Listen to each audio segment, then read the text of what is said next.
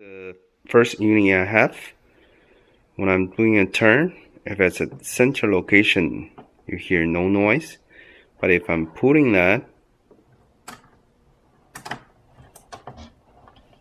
turning right is okay.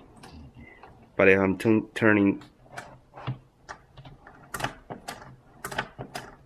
counterclockwise, you will hear a noise.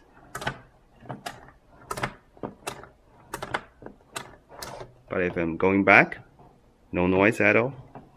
Or push, no noise. And then I have a second unit, just got it from Amazon again.